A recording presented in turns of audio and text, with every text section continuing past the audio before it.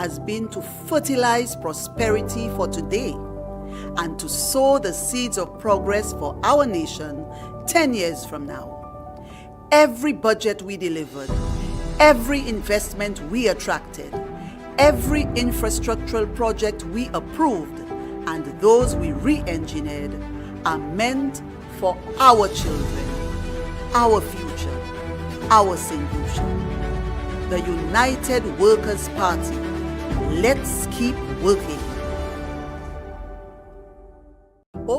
You are viewing Caribbean American News Media on YouTube and on Facebook. You can also find us on 360 Radio. Your host for tonight is Garfield Oliver. Let's get to work. Yes, my friends, it is time for us to get to work. Yes, welcome to the platform. It is Caribbean American News Media.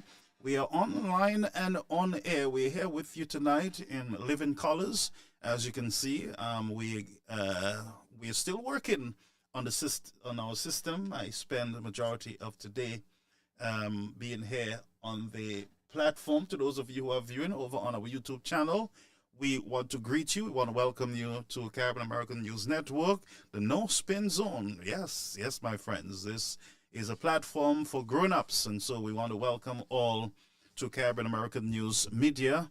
I am so happy to be here with you on this another night of excitement and fun. Remember, at 9 o'clock, I believe, we have Lady Lynn coming on her program, and so we will try to get as close as we can. And even though we cut in 20 minutes into our time, but we're going to be here tonight. Greetings, friends.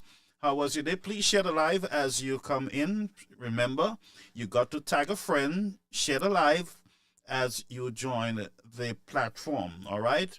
Share the live, tag a friend, let them know that we are on here, Caribbean American News Media platform. To my friends over on our YouTube channel, I want to say to you, last night we had record numbers viewing on our YouTube channel.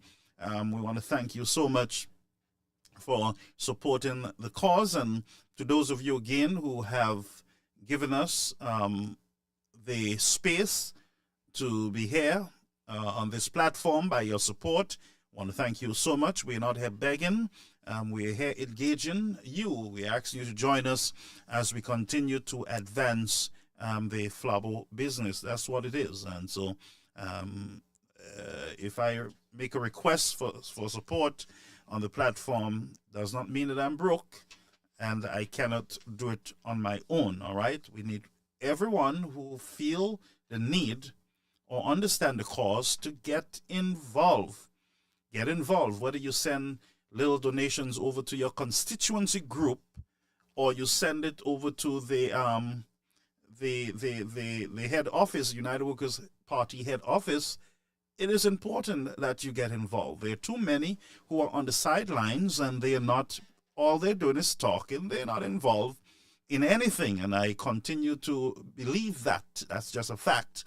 And I believe that the party at some point will have to support those who have been out there working, frontliners, I would say, those who they can support, they got to support too. So all got to get involved in the interests of the development of the country. And I always say to you, friends, there's nothing free on the earth, and everything that we do cost, whether it's electricity, whether it's softwares and subscriptions on a monthly basis.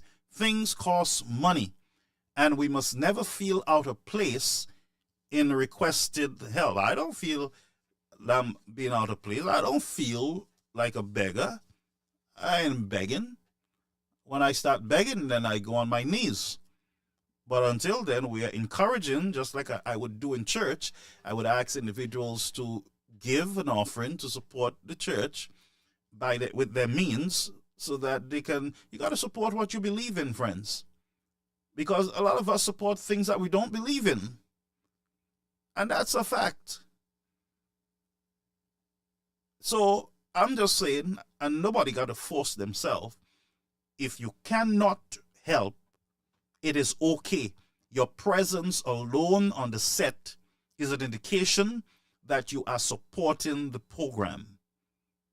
The likes, the hearts, the comments, the greetings are okay. And you better believe it. All right? You better believe it, friends. And so I want to welcome you to another platform. There's Jean-Francois Sagafet and Maria and Mary Charlemagne. Ian, greetings. May, how are you? Yeah, Carol, Marva, Esther, Sagafet, Sebuna. And Sylvia, I was just going to mention your names. I was just going to mention your names. Good evening to you and your family, your husband, your entire family. Greetings to you over there. All those who are watching Martina over on our platform. There's a lot of you coming in on our YouTube channel. Some of you are not expecting me on tonight. Guess what? My lecture that I told you today that I had to do in Uganda, folks, I swear. Now, the folks over there in Uganda, they got the time all messed up. So I thought it would have been tonight at around 7 o'clock our time here in the United States. And so I said I have time. Then I got a call from Uganda while I was about going to cut the lawn, because this is the first time I'm going to cut for the spring. So I said, let me go out and cut. The weather is nice. Let me cut some grass, come back in, do some work that I'm doing on the house, then do some work on the system and everything else. So I'm between everything. And then when I go to pull or to start the lawnmower, I got a call from Uganda saying that we will be on in 20 minutes. Brethren, brethren, I had to run, dress, put on my shirt, my tie, my everything, pull my presentation together. And when I got seated and ready for the presentation, then I figured out that there's a problem with the internet. Then we got it fixed, and bam, friends, I was able to get on the platform in time to meet with the students there in Uganda and different parts of the African region.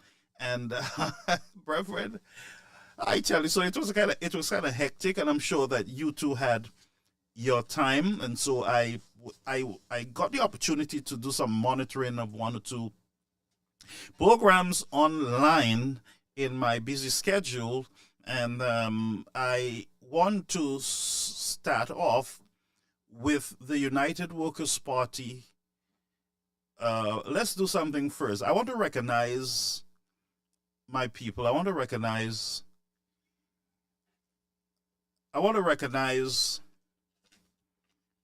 St. Lucians who achieve success. They are successful. They have some fight in them. They have some stick-to-itiveness. And one of those persons, and let me just say this, friends, a Lucian is a Lucian. I'm going to say that again. A Lucian is a Lucian. Whether they are of your party or not, they are St. Lucians. They are citizens of the country. Whether they are born there or were given their documents through other means, they are St. Lucians.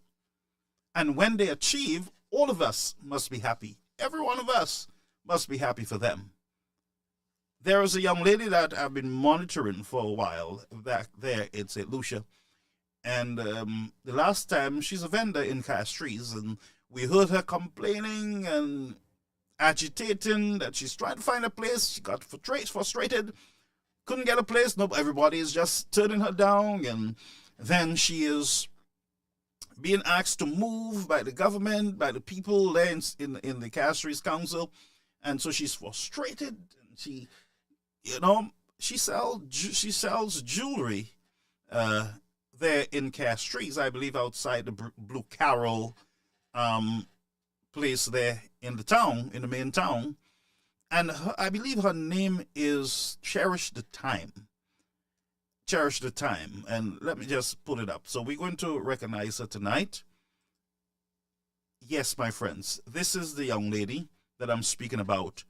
And for me, she has some stick-to-itiveness. She has some hard work in her, determination and push for what she wants. And here she is in the mall itself, I believe, the Blue Carroll Mall. Under the stairs here, it's nice location outside of the elements that she would find herself. She's no longer on the streets. No CC council or government can tell her move. She's now in the building. And she has a nice little thing going there with a little, you see how she's strategically placed that there's a light, a nice light. And that light can serve as a cosmetic light to dazzle the jewelry so that when you come to buy, you see something beautiful. And that's how you do it when you're selling jewelry, of course. The light has a lot to do with your sales.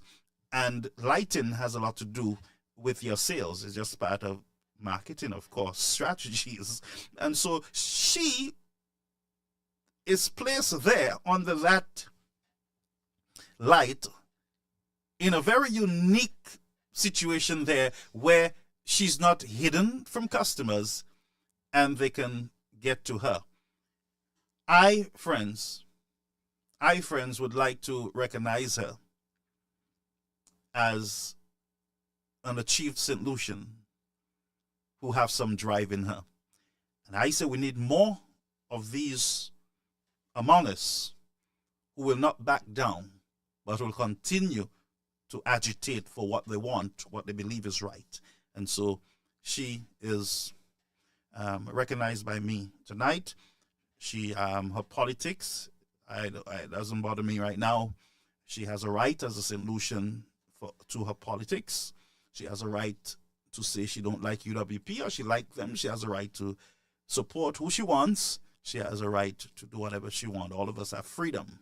Those freedoms are embedded in the constitution of the country. So, young lady, somebody's saying that she's at the Baywalk Mall and not Blue Carroll. Okay, she's at the Baywalk Mall, I believe, and that is in Grosile. I went to that mall while I was there.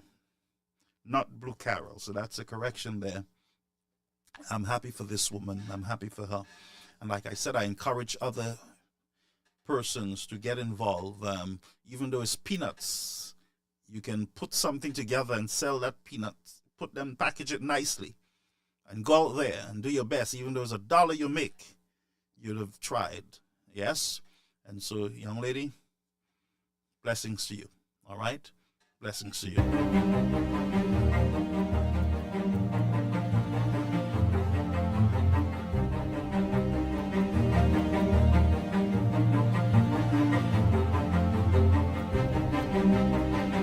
All right, so let's get into some work. Before I have one quiz for you all tonight, but it's not going to be a long quiz. It's just like 2 things I'm going to quiz you on. I don't want you to Google or anything. So let's continue to look at some more pictures, and then we will get into the crime and some other stuff that is developing in the country there, St. Lucia. Please share the live, tag a friend, let them know that we are on right now on this platform. Wake them up. Wake them up. I don't know where they are. Let's wake them up and bring them on so we can have a beautiful show.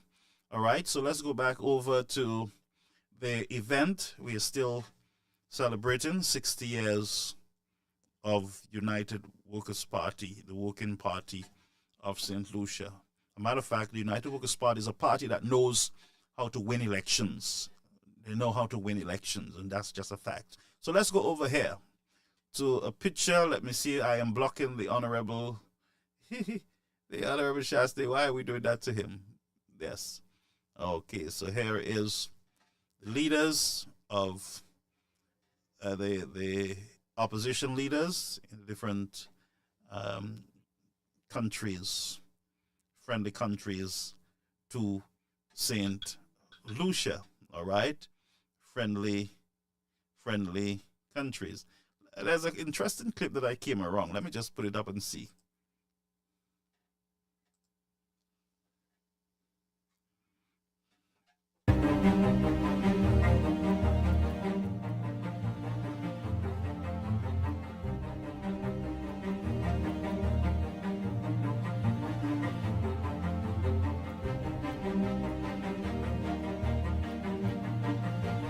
That is Keith Mitchell, former Prime Minister of Grenada. He's the opposition leader there in the country. All right? As a matter of fact, this gentleman, Keith Mitchell, he knows how to win elections. He knows how to clean up, the polls. He knows how to win. He is a winner. He lost at the last elections.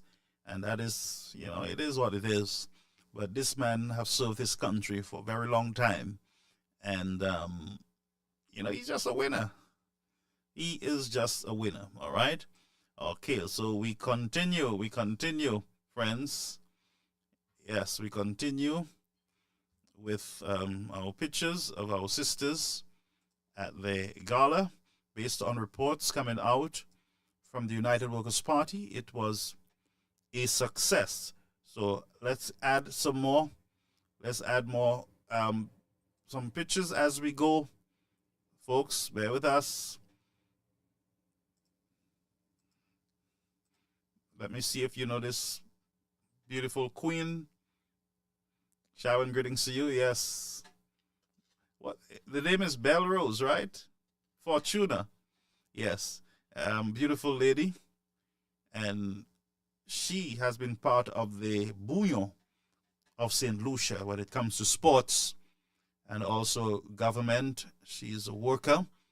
And yes, she was unfairly treated at some point by some of the SLP surrogates. Complain about her husband driving her to work and all these kind of stories but she's a worker.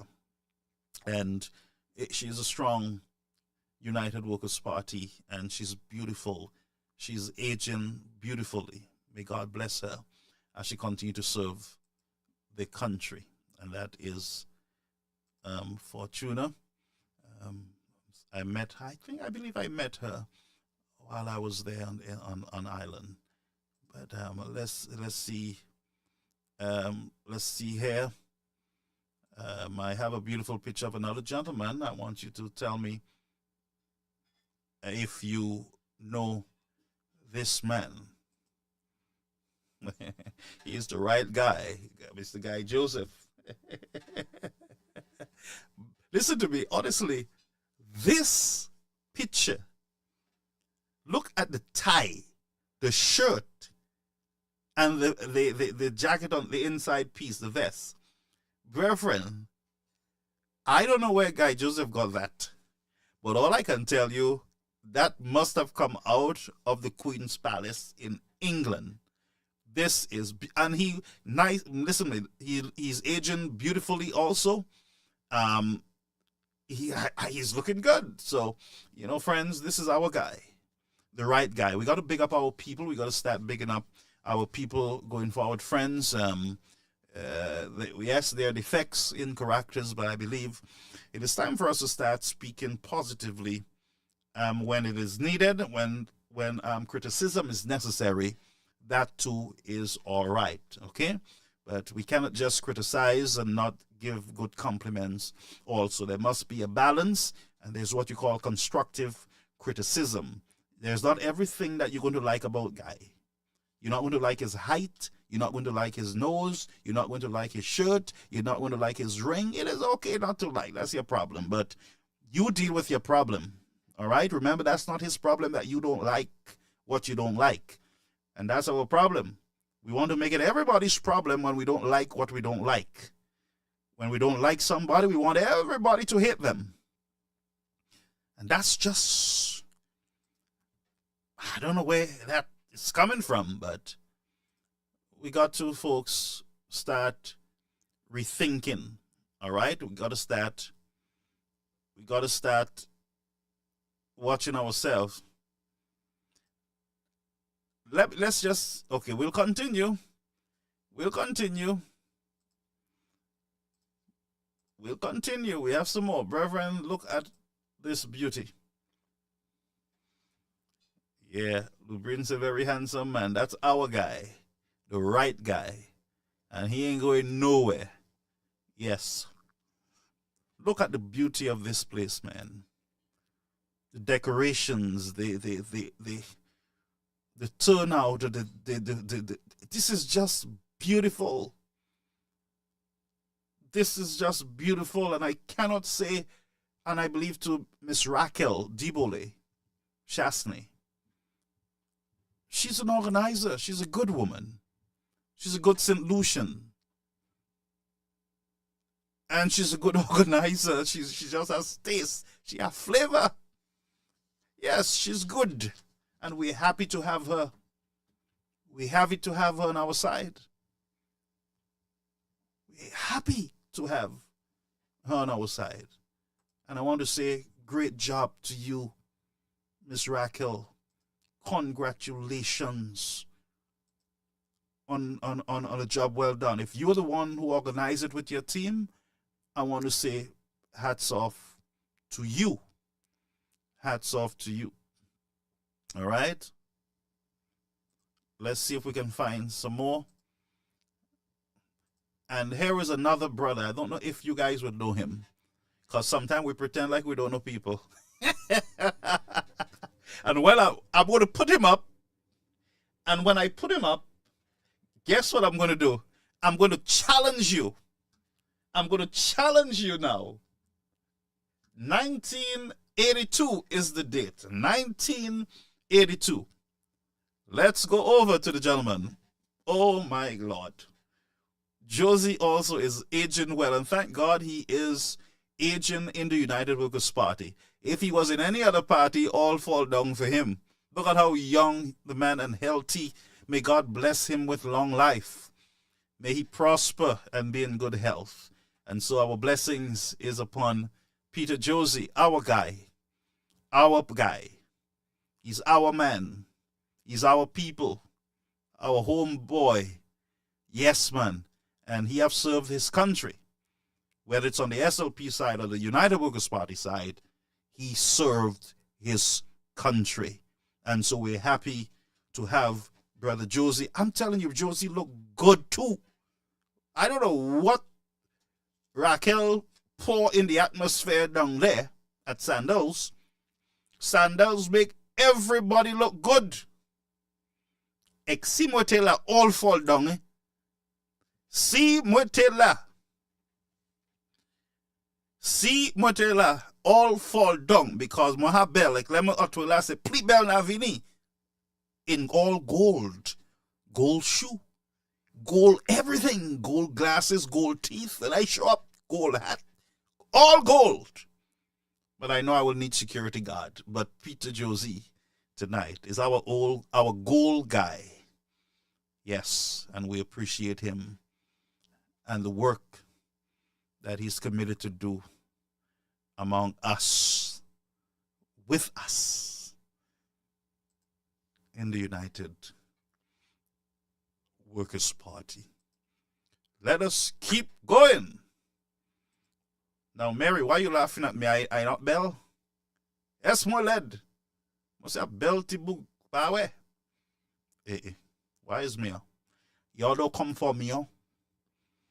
Yeah, man, let's go on. We got, I believe, maybe two more. Put up the same picture. Ah, oui, moi, say, monsieur. Yes, Raquel is a good lady.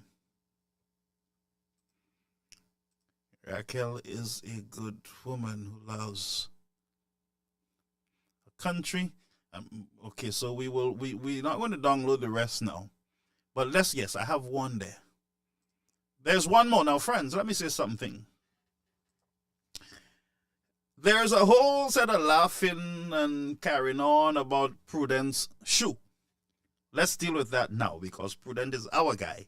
And we got to deal with our guy, not them. That's not your place. What you all doing in our ball? Sabaz affairs are. Is it your 60 years celebration. No, it is ours. Y'all didn't even leave us to laugh at our own chairman shoe. Y'all take it and laughing and gig as if the man, don't have shoe and everything else. Why is me? Why is me? Oh.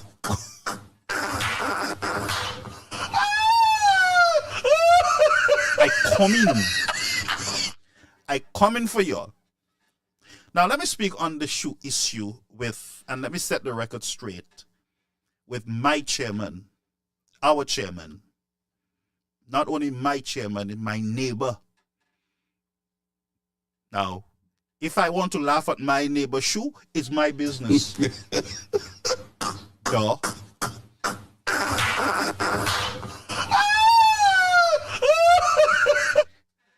Bon, so let me get to work now. So we are the ones that have to laugh at our chairman shoe, not you all.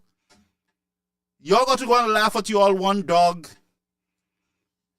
that you all got from Martinique. Leave the flabber business alone. If we want to laugh at Chasney shoe, we laugh at Chasney shoe too. We laugh at our people. Those are our people. And when we laugh in style. We're not just laughing like a magie.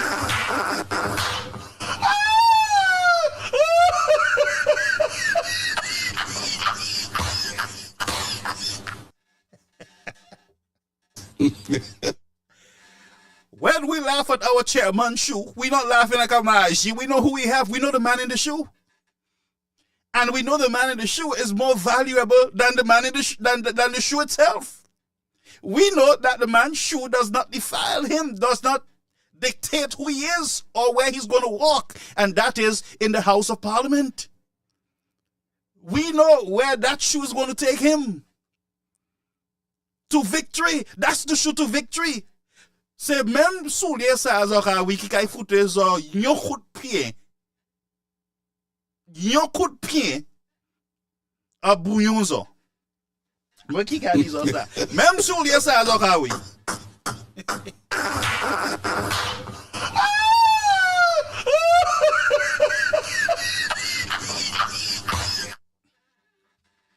So TP don't remind you all of John Compton. Let me ask you all a question. John come via motokai with his hands with banana stain on his hands.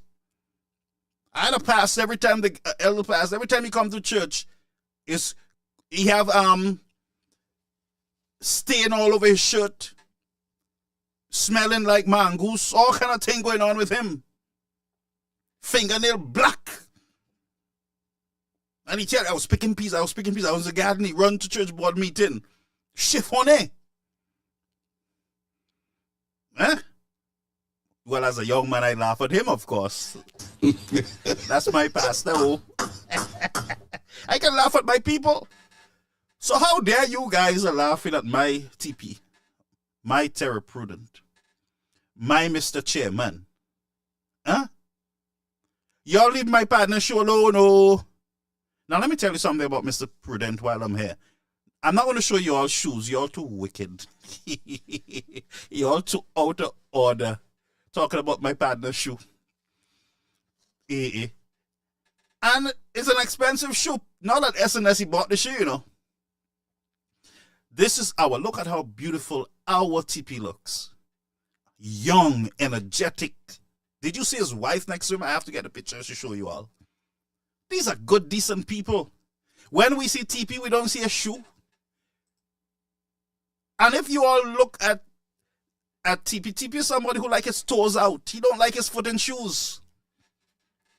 Say, Nuki ka force pour mettre souliers. Yeah, well, I just buy black. TP is a good man. But look at how beautiful. Let me show you all that again. Leave our chairman alone, oh. Please, oh. Do for me. Leave them alone. Let me do all the laughing myself. But the how is soul, yeah, but the how we. But the how to come what take we, chairman, me. Why is me on? Why is y'all? Why is y'all laughing at him? That's our chairman. I'm proud of him. and his achievement in the United Workers' Party. But here's something about TP. Let me tell you all, while y'all are talking about the man's shoe. TP is a worker. We don't care about shoe. We care about workers. You can put water boots to go to the gala. No pame lexa. We have the best workers. It is called the United Working and Workers' Party, working on behalf of the people, the citizens of the country. Y'all should have seen mine. Listen to me. I live in the United States and I don't buy shoes. I have a shoe there with 2 colors. It's supposed to be brown. It's all kind of shades. I have a soulier there. It's not matching up at all, but it's disgruntled. It's so again. Make Harley. Brethren, I don't care about shoes and suits. I don't buy shoes. Who said we can't get shoes? Let me tell you something about TP. TP have access to millions of shoes here in the United States. TP House alone can buy all the shoes in St. Lucia. TP House alone can supply shoes if he sell it to every St. Lucian, especially those who are laughing at him. My TP I talking about, our chairman. Yeah? Nothing wrong. I don't buy shoes, Reverend. Listen to me. I wear one shoe to church every Saturday. That one shoe, I wear it all over the place. I see it going up in the air already like Liat. But it's not taken off yet because I ain't finished with it. So leave our TP alone. Oh, leave him alone. All right? TP is a working brother among us, and we appreciate him. And if TP have a problem with shoes, I have enough shoes here to give him one of mine. I'm sure he's a size 10. Memsi, he's 10.5. He can squeeze his foot into it. Yeah? Yeah, man, but we have enough shoes among us. Put TP Shasta. They wear one shoes all the time. Shasta not into style. Them fellas not into no drama. People with money don't care about shoes. It's Malay way. People with nothing that go and take their whole $200 and $300 and buy nice shoes for one event, buy brand names, and then they go hungry the following day. Broke people that like all kind of brands. I don't care about brands. Give me all the no brands, and I will wear it in grand style for you. Zopani l'argent. Exoka acheter soulier. Zoni soulier passi an yen kini. Exopani kai zopani an yen. Soulier tout seul zoni. Brand name sneakers.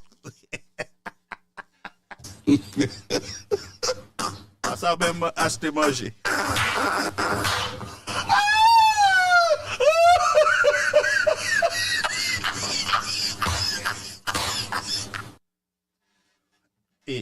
What is me? All set of shoes and hungry the following day. Some even put the shoes on layaway.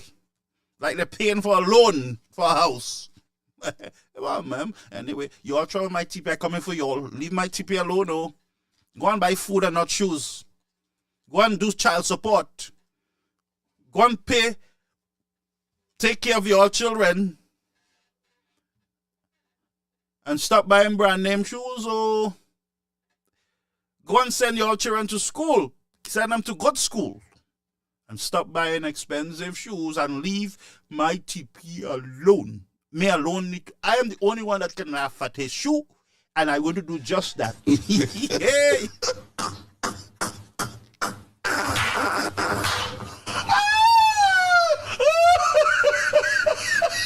Let me usher myself out. I won't wait for you all. I will usher myself out. Take his microphone and usher him out. Take his microphone and usher him out. Take his microphone. I'm going. Just a minute. Take his microphone. Usher him out. And when I finish usher myself out, I flush myself. That's right. That's me. I have no business laughing at my chairman. in public. Let me do it behind the scenes when he's not watching. Whoa! Yes, monsieur. Let's go to work then. Moi, man, wise me. Brother TP don't have a problem with shoes. TP wife is a very professional woman here in a very prestigious job. You hear me? So he have no problems with shoes. So let me just help you there. You know? That's the man shoe that he used when he driving. The real shoe. The gold shoe that TP have. He ain't bring it out yet. It's for the last piece of celebration. Anyway, let's continue. Then TP, let me put you up for another time. That's my guy. Yes, and I stand with him. And I'm sure the United Workers' Party would agree with me that we all need to stand with our guy. Okay? So there's no maple y'all can give him about his shoe that we don't know about. We know the shoe had a little issue. Hello. We know that. And I flushed myself ready, so let's get off of the shoe issue. That's my guy, TP. TP's a good man. Okay? So, I came across this picture and I couldn't help myself. I couldn't help myself. Remember this one funny? This one is more funny than the TP talk of TP shoes. This one movie. Them fellas went to the ball and them fellas they're laughing with a foreign dignitary at the Prime Minister of St. Lucia with his one K9 unit dog.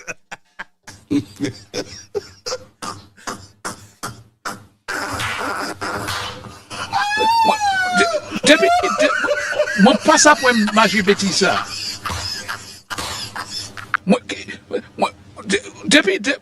Mon passe après Magie Bétissa. And usher him out. Usher all of them out. And usher him out. Guy Mills, Take his microphone. Keith Mitchell, And usher him Dominic, out. usher them out. Yes. Take his microphone. Just a minute. Just a minute. Take his microphone. Usher him out. Take his microphone and usher him out. No. Take his microphone. Sharon, Usher him out. Sharon, we arrested all of them fellas. All of them. But it was a beautiful night, and I like that part. The fellas laughing at people. I heard this short fella. The sky is falling. I heard this short fella. The sky is falling. I heard this. How you making foreign dignitaries come on our shows to laugh at you?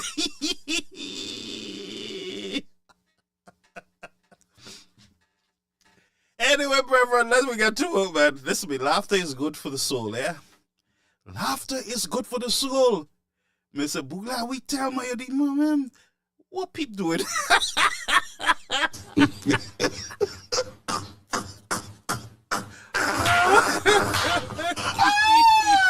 What is he doing?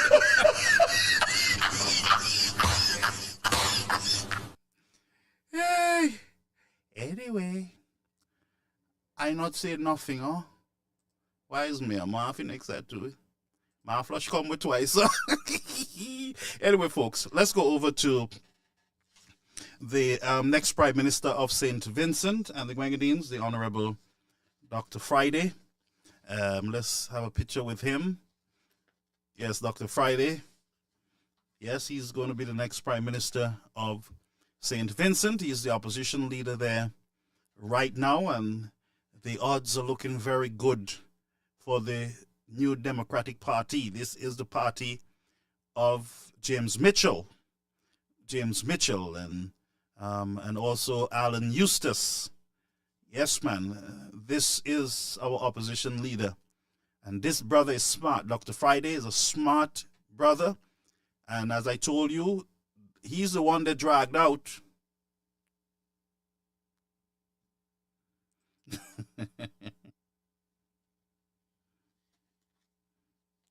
this brother, my friends, this brother is going to be the next Prime Minister of St. Vincent. And the Grenadines, the people are planning to retire Ralph Gonsalves. All right? Now, there's something that we're going to get to the crime in a minute, because I am very upset about something. The security of our airports in St. Lucia, and I'm going to speak on it, seeing that I personally did a course for the government of St. Lucia when it comes to maritime security of our ports there in the country. So I'm going to be having a conversation on the security of our port, and that is the VG Airport. All right. Let me see here. There is a letter first that I got from, that I came across from the opposition leader, the Honorable Alan Chastney. And it is concerning the Citizen by Investment Program, CIP. And it says that, I quote its press statement, Citizenship by Investment Program, CIP, April 9th, that is today, 2024. And it speaks of the Prime Minister's office yesterday issued a press release that the Prime Minister had gone to Brussels to meet with the European Union to discuss Citizenship by Investment Program. The opposition have been reliably informed that in fact, Mr. Pear was summoned due to serious concerns about the operation of this program. We as a party have been sounding the alarm for almost 2 years since the government and the Prime Minister in particular changed the rules governing the Economic Fund to allow Cabinet to use the CIP monies freely. And due to their damning decision to continue accepting Russian and Ukrainian applications at the commencement of the Ukraine war, in spite of international concern. I'll tell you, friends, I heard him myself, the Honorable Alan Chastney, questioning them fellas on this whole, the changes in this Citizens by Investment Program. St. Lucians, let me say to you, this program is a very serious program. This program, we must never cut any corners with it. We must ensure that we do not jeopardize the free movement of our citizens to any nation in the world. So first, we have a responsibility towards our citizens when it comes to the Citizen by Investment Program. We have a responsibility to protect our citizens first. So the Citizenship by Investment Program, it has a lot to do also with the security of other nations. It has a lot to do, and I'm going to say it again, with the national security of major world powers. The United States, Canada, England are very serious when it comes to border security. They're not like St. Lucia. And I believe it is the same mentality that this government is taking in to managing this CIP hot rod. That's what I call it, a hot rod. And so, because it is of a national security matter for other countries that has to deal with the possibility of terrorist attempts, like we saw here in the United States, 9/11, England, and other major countries of the world. Small developing countries are playing with fire when it comes to their passport patrimony. Now, the government of St. Vincent and the Grenadines, Ralph Gonsalves, said, look, I am scared of this thing. I don't want to touch it. In other words, what he's saying is that I want to protect my citizens. I want to protect my people. Ralph Gonsalves is not a stupid man. He's a smart guy. And so the government of St. Lucia, Mr. Shastney understand the importance of this program and the impact that it can have on its citizens. And so he sound the alarm like everything else. Sound the alarm. They laughed at him and tell him he lose. He's a white man. He speaks with an accent. He put on an air-conditioned vehicle. Vaccine money. St. Jude's. Blah, blah, blah. Blah, blah, blah. Blah, blah, blah. Because that's what it sounds to me when them fellas are speaking in the house. Because Shastney is on the issue and they on Mepui. So for me, when he challenged them fellas on issues, after that, what I hear is mosquitoes in my ear. Ning, ning, ning, ning, ning, ning, ning, ning, ning. That's all I hear. And that's just a fact.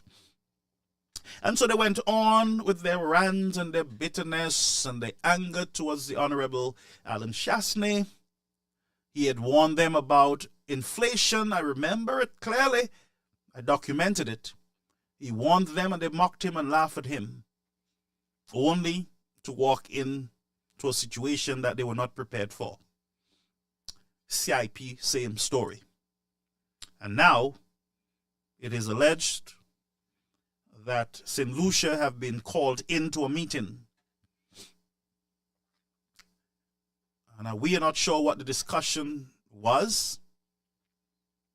We are not even sure if the government would report back to the citizens of the country in a press release or press conference. The press release would not be the right thing to do with such an important matter. There are certain issues you got to address the citizens of the country directly as a government. This is one of them, because the possibility is there that St. Lucians can wake up in the morning and find out that there's some restriction on them, that they are restricted or they're extra burden on them when they're traveling to countries that they would normally travel with at ease. Therefore, it is of great importance to St. Lucians.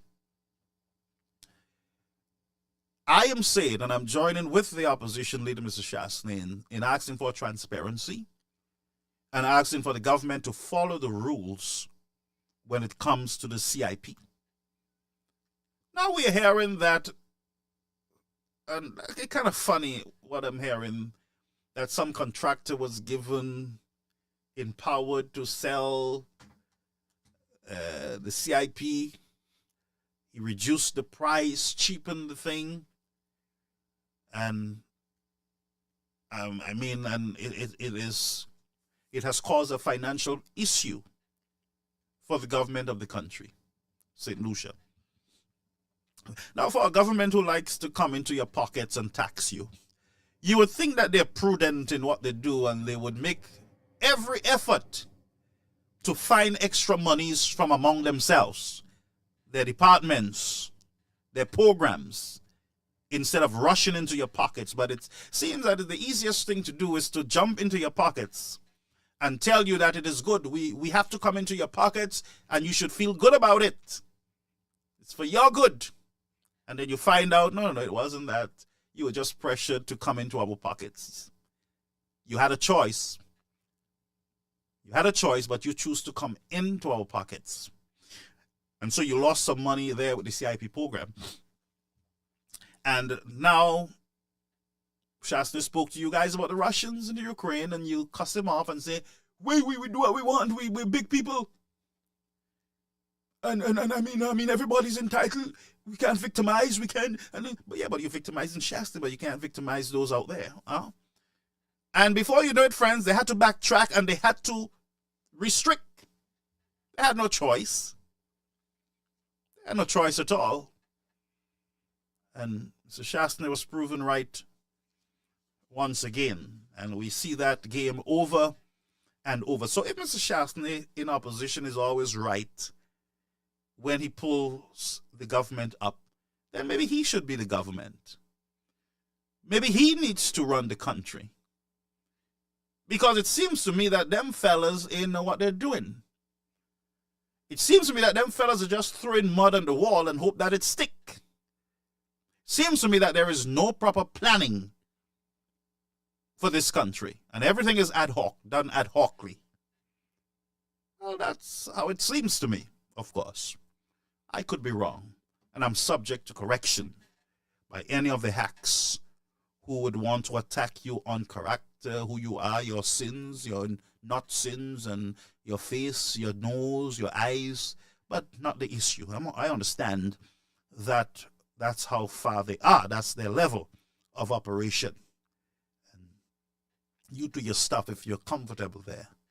But those questions are still out there to be answered. What is going on with the CIP? What is the truth behind the CIP? And will we know? Were we aware that our passports were being sold, or these programs are being sold by a contractor? Were you aware of that, St. Lucians? Were you? Be honest with yourself. If the answer is no, then wow, this is a beautiful, transparent government. For the government, I remember Alvina Reynolds in the boulevard. Consult. She was at a protest with her bag on her side. I remember. A slipper on her foot, and she had some chain around her neck, ankle. I remember like yesterday. And she, consult. It was a Black Lives Matters march. Consult with the people. Consult. Where are they? Where are all the consultants in government? Are they consulting you, the citizens of the country? Or are they insulting you? That's the question. Are they consulting? Or are they insulting? But that's the CIP drama. That's the CIP drama. Before we have a few more minutes, let's just touch on the crime and the airport in St. Lucia. All right, we're going to look at crime and the airport in St. Lucia. St. Lucians, what in the world is going on in the nation? What is going on? I'm not going to show any pictures tonight. One, I don't own them. Two, graphic stuff. But let's go first to the issue there with the airport in Castries, the VG airport. I documented something here that I read. It says, and by the way, it is reported, and I have not confirmed this, that there are 8 homicides so far in 7 days. 8. 7 days. And we don't know if there were any more tonight or before we came on set. We're not sure. 8. Now you would remember that we put in place a minister of crime prevention. A minister of crime prevention. I am not sure if he has started on the prevention, but I know that the crime was already there. So if I was Mr. Minister, for the salary that you're getting, you better get to work in preventing. You better get to work and stop playing games with the citizens' life. Because we are concerned about the crime, but the prevention we want to know. And don't tell us about no rockabye baby on the treetop story. When the wind blows, the cradle will fall. The cradle is already mashed up. It's on the ground. And the child is on the floor, on the ground, out of the cradle. And the wind is still blowing, and nothing is there to prevent it from blowing. Citizens are afraid for their lives. Families are scared because some of them have wayward sons, wayward young people are out there who have no self-control, and their families, innocent mothers, who are praying for their boys who are wayward and mean no good for the country, in the country. And they want to know, Mr. Prevention of Crime, Jeremiah, what is the urgent steps that you are taking right now to prevent crime in the country? What are the steps that you are taking? This is no time to make porridge. This ain't no time to be in van on hilltops and under trees with women. This ain't no time to be drinking Bounty or beers. This is serious business, sir. What are you doing in the prevention of crime? Well, I know the story. I can tell you the story. Well, Rome wasn't built in a day, and Shastner said he would stop crime, and he didn't stop crime. He said you all couldn't do it, and we will do it. And Shastner didn't do it, and Shastner's there again. Shastner and Shastner.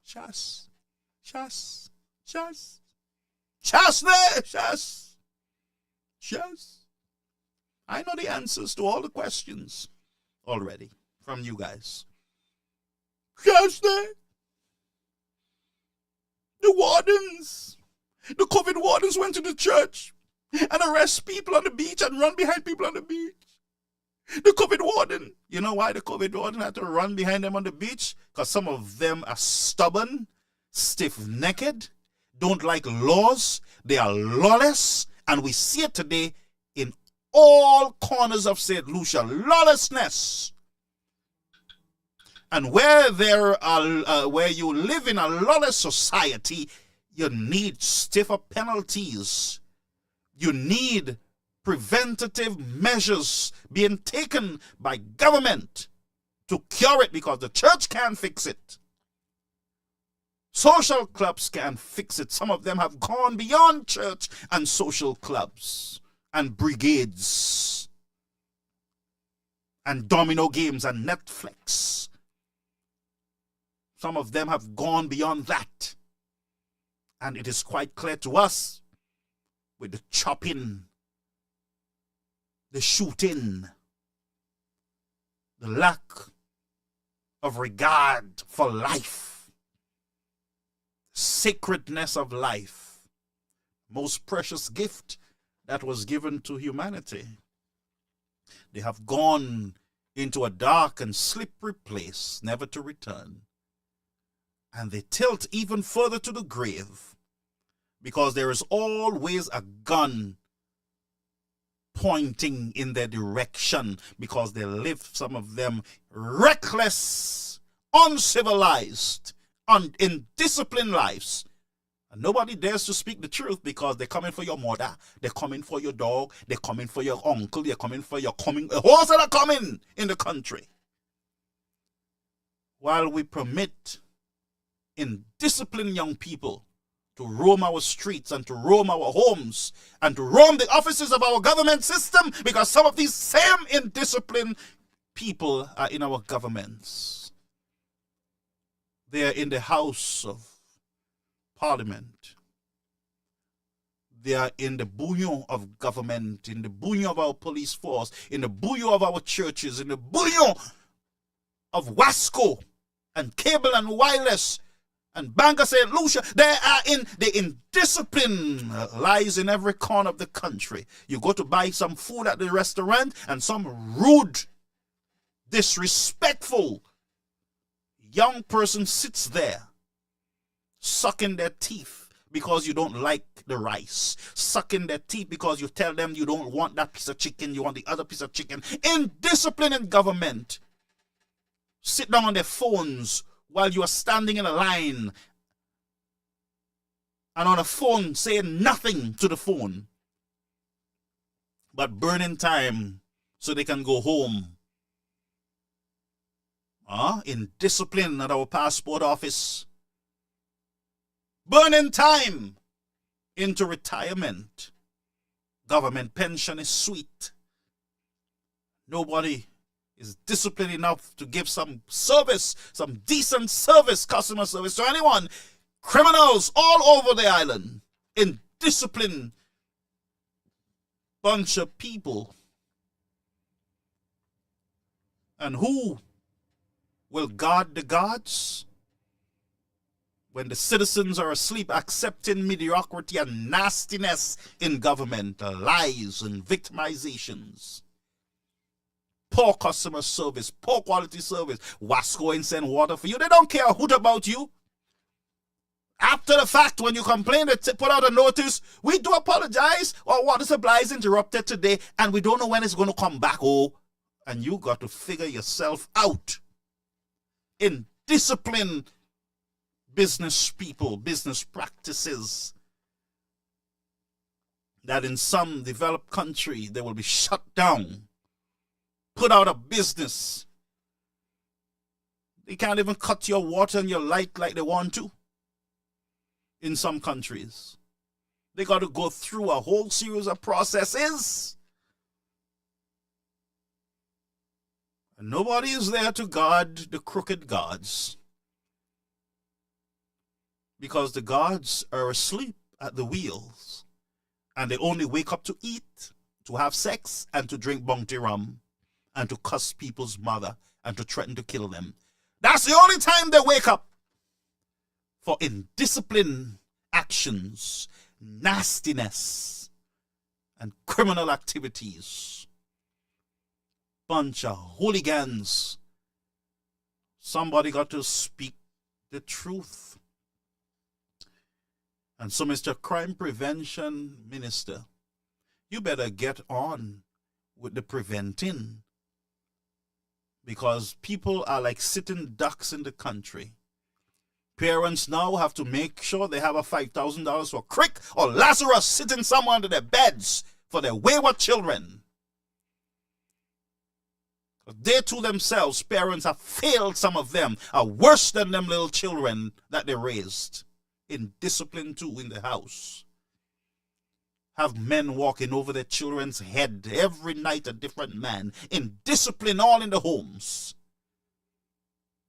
Don't teach their young girls how to wash their drawers. They wash it for them. They move condoms out of their children's room. Clean up the room for them. Bunch of indisciplined parents too. City wears. And there's a whole saying in the country, see a pani city wears. La pani vole. Yeah. See la pani city wears. And they will tell you the excuse, ou ka fe ish, ou pa ve che yo. Teach them to wash their drawers. Teach them to cook. Teach them to clean. Teach them to do something in the yard. Teach them. Discipline starts in the home. And if the home does not discipline their young people, then they end up in the hands of the police or in the hands of Lazarus or Crick. So I prefer to discipline them at home. Because it's not only they end up at crick. You got to go and make a arrangement with Lazarus. Lazarus, bury him for me now. Put him in the cheapest casket. You have an old shot at home with a stain in the back. Put him in it for me. Don't put no drawers on him. He didn't wash those that he had at home. Bury him in the stinking socks that's under the bed. You have to go and make arrangement with Lazarus. I'll pay you a little $200 every month. You got to go credit union and borrow a little $5,000-$6,000. And because you're embarrassed, you have to borrow enough to buy 10 cases of malt, some bounty rum, and box of chicken. So people won't say you're mad away. So you go and you cut your nose because you want to look good. But you fail to discipline your children to avoid all of this. Well, I'll come under fire anyway, so I might as well keep talking while I'm at it. Let's go. So, many of you saw the video of the chopping. They chopped that guy like mince meat. Brethren, that is a level of anger, frustration, devilishness, if that's a word. Evil, wickedness, that looks like built up anger. The person chop until they couldn't chop anymore. I think they chop until they themselves got tired of chopping. Anger. Now, I don't know the story, but all I can tell you, that was an angry person. Angry person. And we do not know the amount of people who are walking around angry and are just waiting for you to bounce into them by error and all fall down. Who plat down, plat a tear. Our airport at VG, friends. The airport at VG. Let me tell you something. 3 days, it is reported, a car is sitting at the fence of an airport and nobody observed that car in that location from Saturday. From Saturday.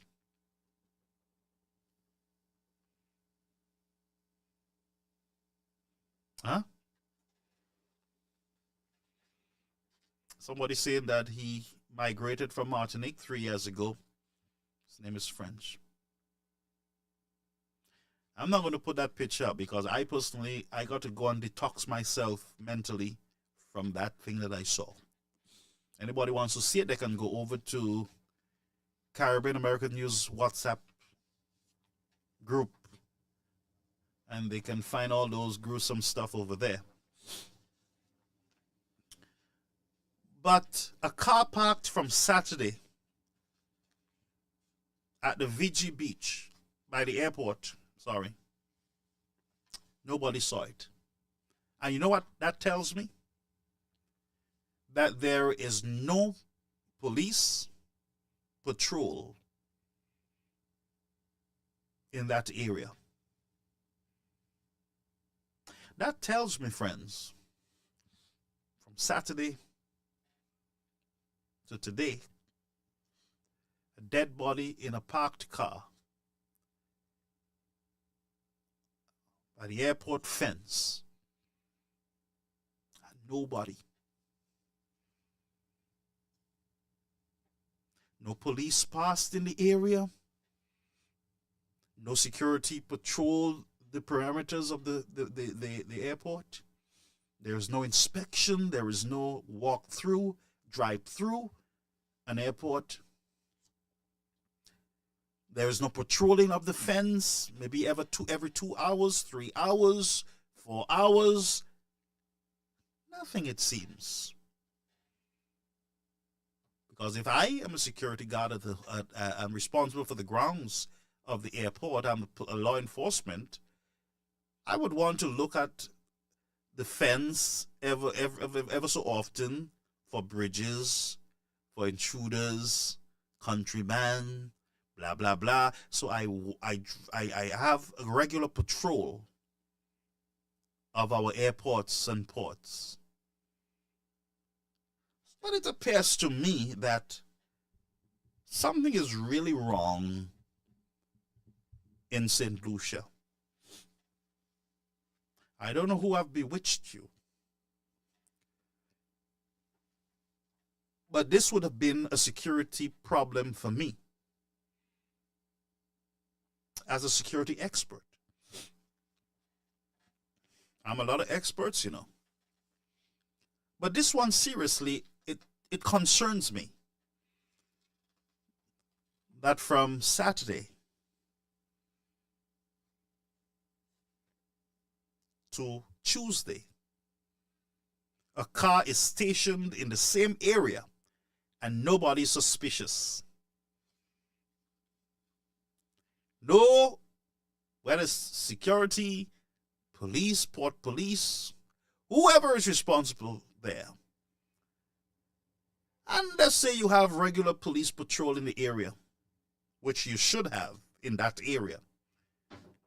Because to me, that also could have been an area of concern for border security. So it's an area where you will always want to have constant security presence or patrol by law enforcement. Because the Prime Minister did indicate to us that he gave them vehicles. So you'd expect the vehicles to be in those areas too, patrolling our areas of interest.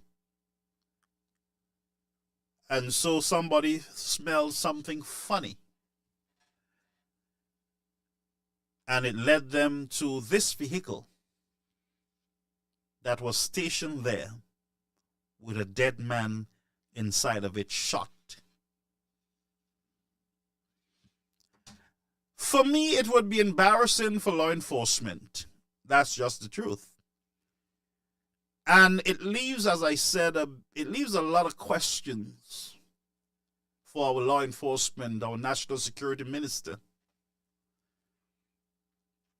And I'm not sure if to say our crime prevention minister. And the government says, anybody with leads, send it to us. How can they have lead when they did not even see the vehicle park on the side, police? And why you guys don't have security eyes?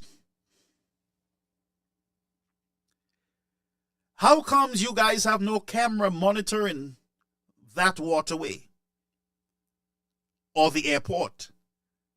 Why you guys do not have a central station? By the way, I am sure Guardsman or G4 or Sentinel, I am sure that they have central stations at their headquarters. I'm sure they have a central station. Just like when we used to have Brinks, we had a little central station where we had all the banks, most of the banks, Barclays, Scotiabank, we had them connected to our system there. So we would, if the vault is open, the front door, something happened, and we would get a readout, a printout. Back in the days, it was through the phone line. We had a central station. So if somebody goes in, they got to call us to say, look, we're coming in at this time, 8 o'clock, we're just going in, and blah, blah, blah. And so when the reading comes out from the system, there's a printout, then we would see that, look, there's a bridge, blah, blah, blah. So we have eyes, basically, at the Brinks headquarters in La Claire. We had 24 hours monitoring those banks. And back in the days, they would station a guard during the weekend in the boulevard to monitor all the banks. So we had more security when Brinks was there, even though there was robbing Brinks every weekend. door.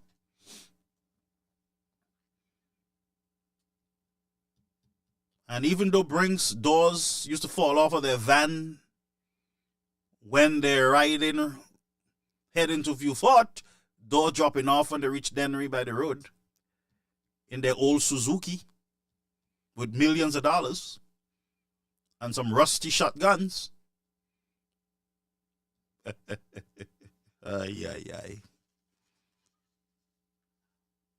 But why law enforcement don't have eyes at our main ports, our courthouse, parliament, our major areas of concern? Why do we not have eyes at port of entries?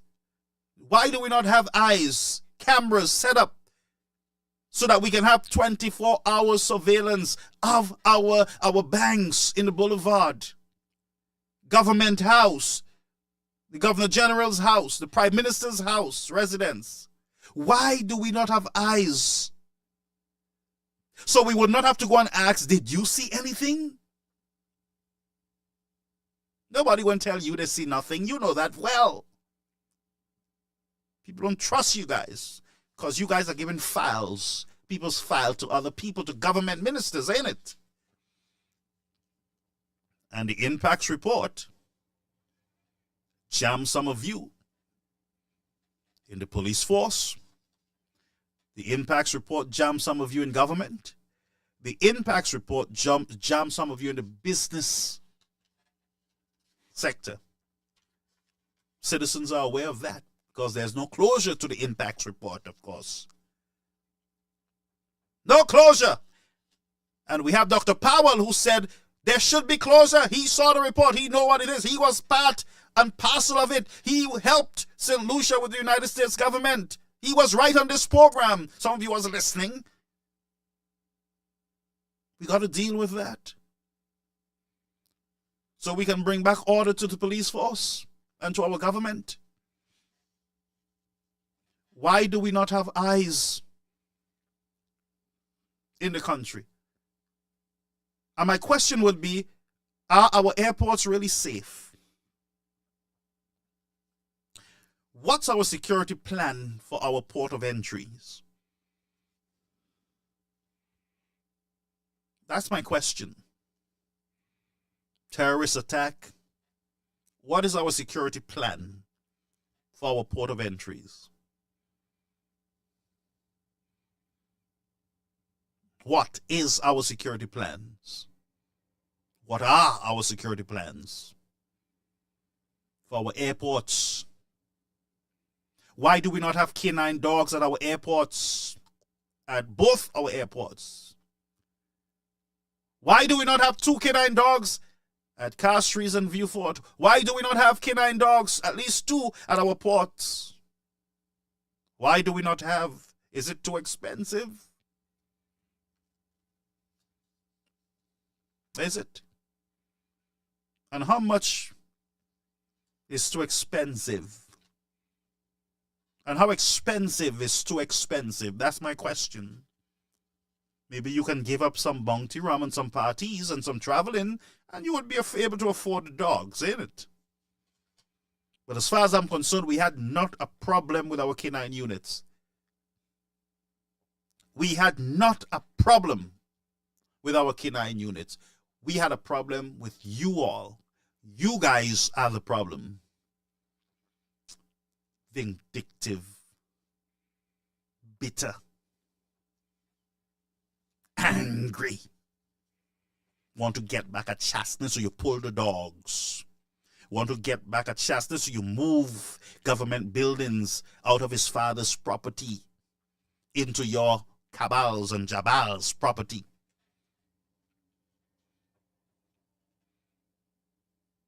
Cutting the nose off of the nation, spoiling the nation's face, while you continue in your evil. Righteousness always wins, friends. It always wins. And so I would say at this point, I'll make a bold statement. I don't believe that law enforcement is efficient in its patrols and its technology. We can get there quickly, like immediately. And if we can't listen to me, Guardsman is big enough to supply dogs. Guardsman Jamaica, I was part of the Guardsman group, both St. Vincent and St. Lucia. I was the sales representative for Guardsman in St. Lucia. And when we wanted to set up in St. Lucia, I became the crew chief there at Guardsman, St. Lucia. Guardsman Jamaica, we have a unit, a dog unit, canine unit, state of the art. The best of the best canine unit, Guardsman. When you look at Guardsman's shirt, you will see a dog on it. Anytime you will see Guardsman again, not the armored group, you will not see the symbol of a dog. But you look at your regular Guardsman uniform, those who are in black and white. I can't remember the color anymore, but you will see the head of a dog. They are good on dogs. They are the best in the business with canine units. Those canine units will sniff you out, they will drag you out, they will turn you upside down and give you King Kong. They will treat you just like Bruce Lee and Jackie Chan, them dogs. They don't eat chicken back.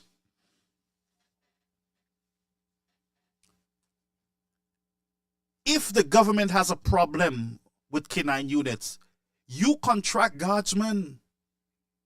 Guardsmen will bring in those professional dogs from Jamaica because they have enough dogs in the country. Guardsmen can get dogs into St. Lucia overnight. I can guarantee you, just like they can get an armored truck in the country at any time.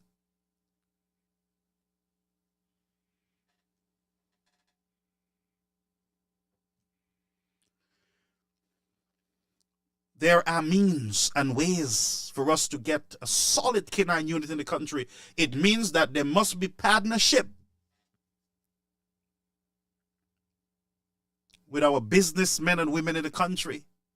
We must treat them with respect and dignity and class. The police and the government can partner with Guardsmen and those people and get Guardsmen into our airports. Train them, give them dogs at the airports. If they sniff my crotch or whatever they sniff, let them sniff. The country will be safer.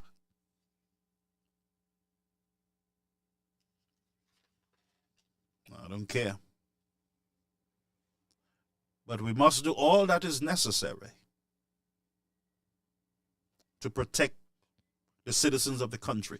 And brethren, I give the government a failing grade when it comes to border security, national security.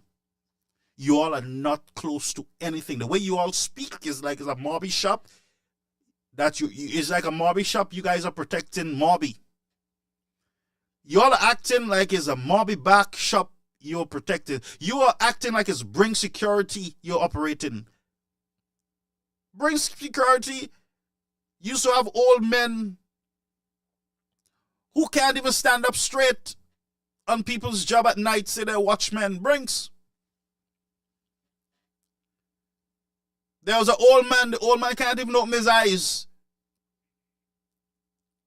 Can't even stand up straight, and they had him on the people's job. Some drinking rum. You're acting like you're operating Brinks. This is not Brinks.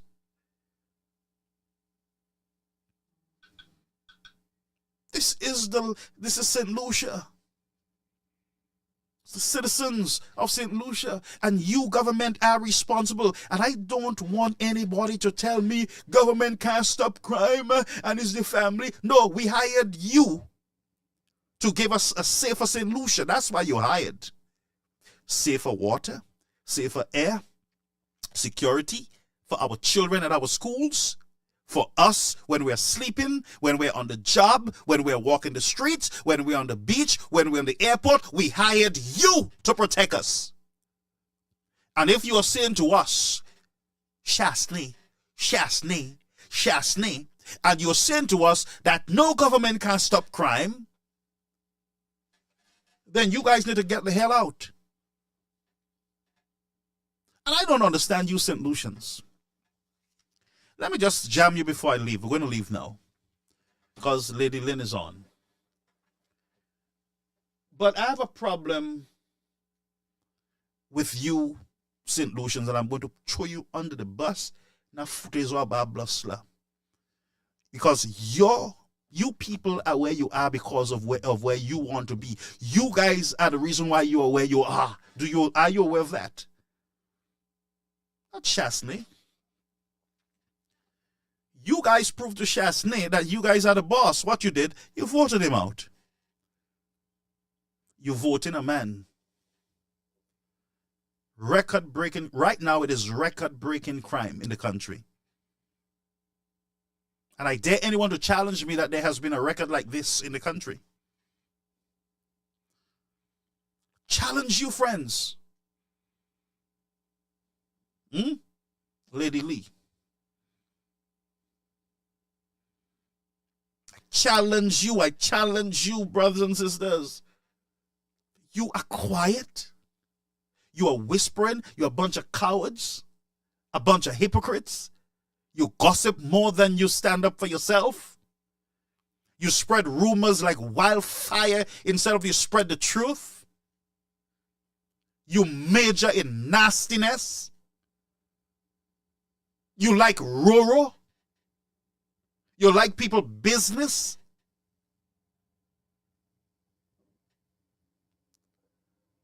You're not even watching your own business.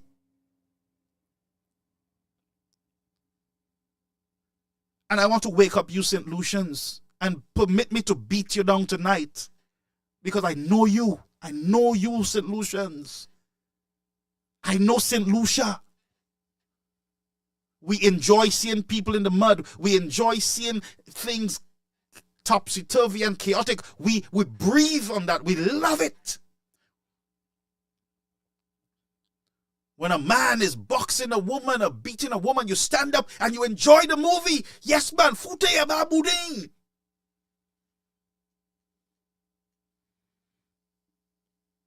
And you like to see when Shasho don't make money at the market. Ukota uka rejoice ipafe you so am we kotas atel uka we.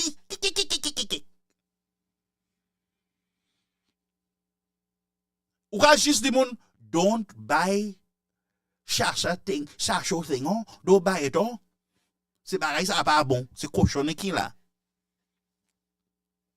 And as soon as you see Shasho come, ou ka oui Shasho, ça ka fait dans ich moi ou bon, ou bien, ou dormez bien. They ban hypocrite.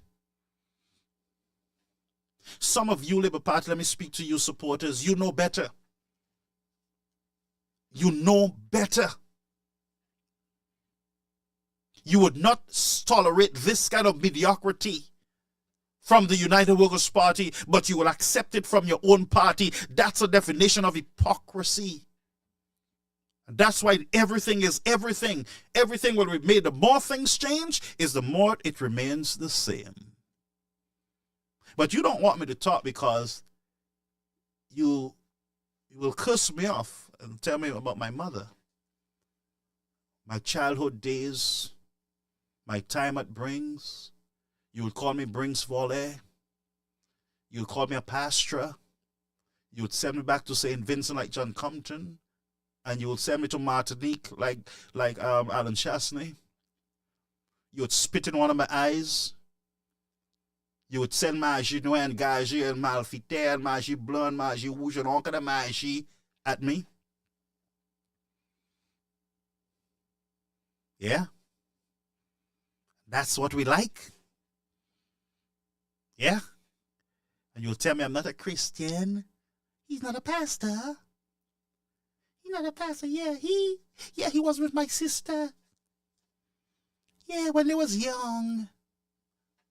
As if that's an issue. And if that's your problem. Your problem is your government, St. Lucia. That's what your problem is. You elected a government. It wasn't out of frustration. It was out of confusion. I'm going to say it again. You elected a government out of out of confusion.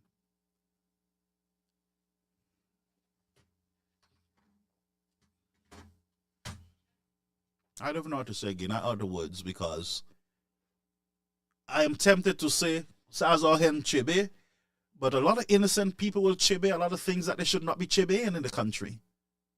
A lot of innocent people will go down, just like during COVID. I almost use a word there, tempted to use a word. Them fellas convinced St. Lucians that there were no COVID and Shasney wanted to keep them in slavery in their homes. That Shasney was a slave master and he was a white man and he had his foot on our necks and there was no COVID. These fellas, them fellas, friends, bamboozle yourself and had you to go out. They convinced you that there is no COVID and it was Shasney's idea.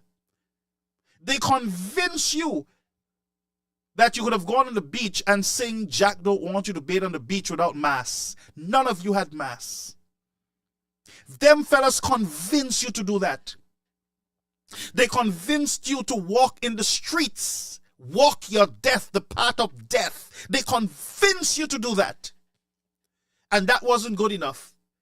After they convinced you guys to march on a beach singing Jack Don't Want You, and there was no Jack around, you know. Jack was singing the same song with you all, standing on the same beach with you all. Jack was there with a bounty bottle in his hand, you know. You all realize that Jack was right there on the beach with you all? You realize that Jack was on your side? You realize that Jack stirred you guys up and had you guys to be standing on a beach not knowing what you're protesting about? The beach is mine, the beach is mine, the beach is mine, the beach is mine. Go, if the beach is yours, go put your fence on it.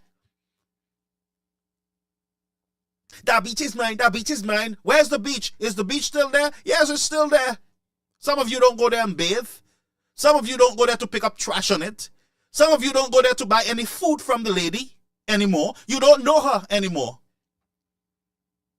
Well, some of you would go to borrow money because you're good at that. You will go to tell her, give me $5 or give me a juice or give me a piece of chicken or. But Jack was there with you all. Jack got his payment. Jack walked away with his pocket full.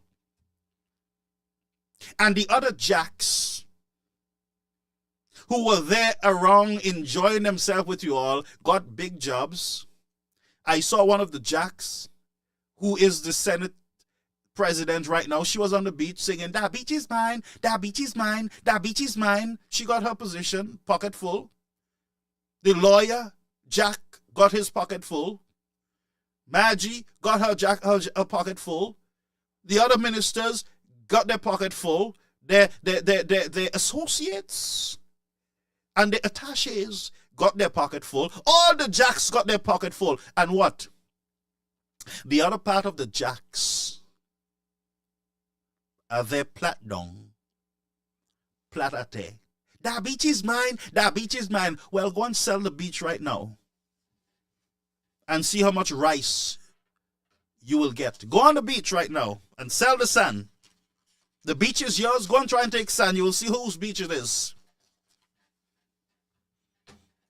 That beach is mine. That beach is mine. Them fellas convince you all that the beach is your own. Some of you never saw the beach in your life. You saw it once, and that was when you were singing Jack. And after Jack, Guess what? All the beach party finish. You can't even pay $1 to go up there. You can't even pay a bus. The fare's too high. No jobs. Roads bad. You can't even get to the beach right now. And so they convince you the beach is yours. They convince you that there's no COVID. Guess what? Immediately after that, people start dying by the hundreds. National disaster. Death on the left, death on the right. Poor Granny wasn't on the beach. Poor Granny was not part of the jack, whether first or last part of it. Granny stayed home on her bed with her arthritis, her back pain. You went on the beach. You went in your red t-shirt protesting and took Corona home to your poor Granny, who still have some kick in her, still had some life in her. The Labour Party convinced you that it was safe. And it was all a doing of Chasney to keep you in slavery and bondage. Chasney was doing it so he wouldn't call the elections. We want the elections. Call the elections! Call the elections! Call the elections! And they convinced you that Chasney was doing something so wrong to you.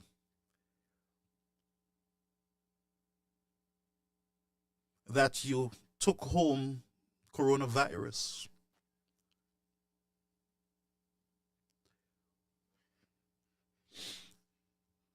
To your innocent family who died.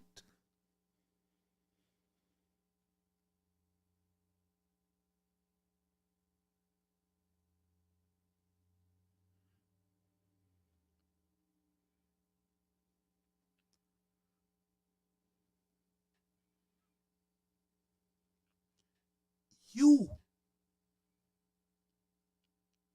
took home the virus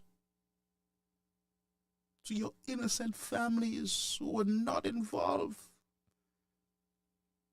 and they died because somebody who was bitter, angry, politically thirsty, hungry for power, convinced you night after night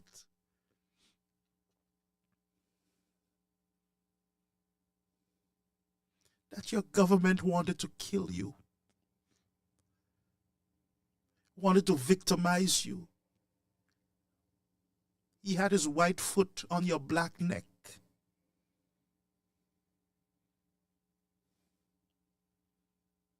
And your loved ones died.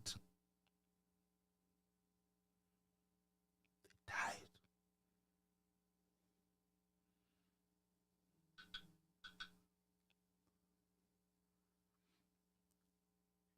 And you went a step further.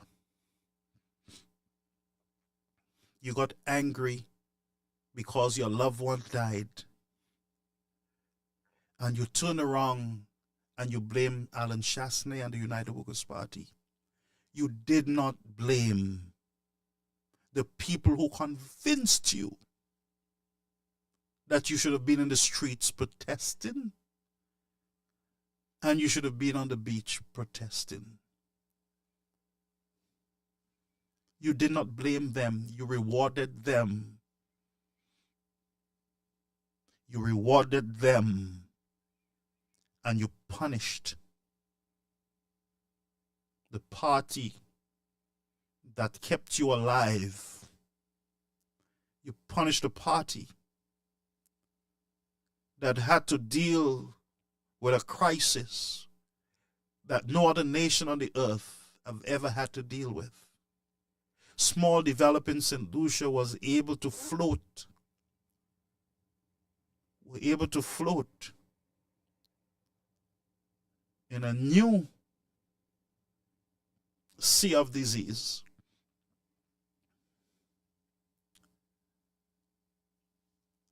And you follow the angry mobsters.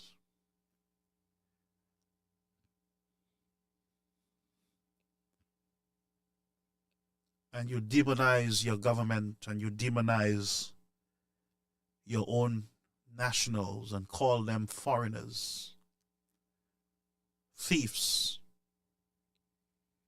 corrupt, when all they were doing was their best to keep you and your family alive. I pray, God, that your eyes can be opened and you can understand that you were brainwashed to the point where you hurt your own family and you hurt yourself. If you're listening to me, and you are one of them who had an elderly person at your home who did not go out during COVID, but got COVID in the house because you were reckless, I pray, God, and I seriously pray, God, that you can come to a knowledge of the truth and you can make things right. You can make things right. I know fully well what you're going to do. You're going to tell me about my mother, how evil I am, how crooked I am. I understand my crookedness, friends. I understand who I am. I understand I'm an imperfect messenger, defective and feeble, needing to be corrected ever so often. I understand my frailty and my weakness and my humanity. But what I said to you tonight came from my heart. I pray, God, that you have some closure. Folks, I'm going to go. I'm not going to take calls tonight. I'm not in the mood right now. I'm going to go.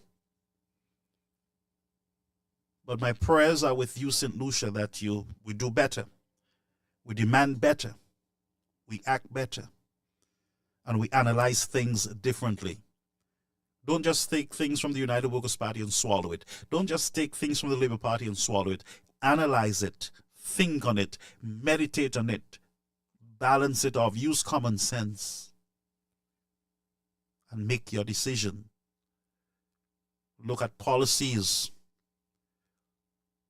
Look at character too. And you do what you got to do. So may God bless you.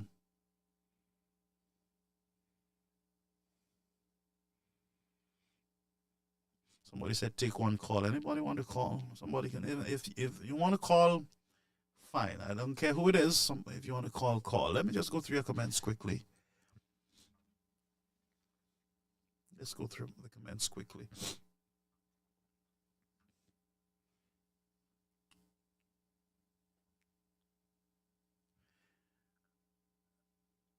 Hans says the more things change, the more it remains the same. So once you do not know anything, if you knew, you would not be writing crap here. I'm not sure who's writing. Is somebody writing? Lucians know what they want. PJP certainly don't know what Lucians need. I'm not sure if somebody's saying anything, all right? But folks, I really got to go over on our YouTube channel. Charles says public civil servants crashed long time ago. St. Lupo Party finally crashed it.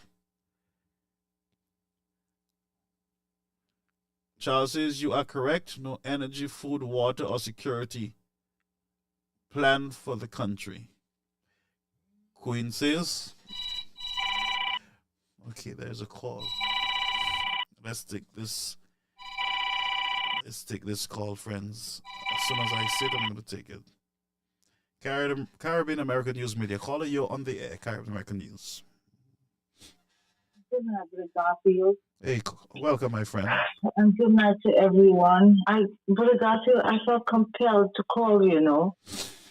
I felt compelled to call because what's going on in St. Lucia is not new, however, it's worse. Do you understand? Mm-hmm.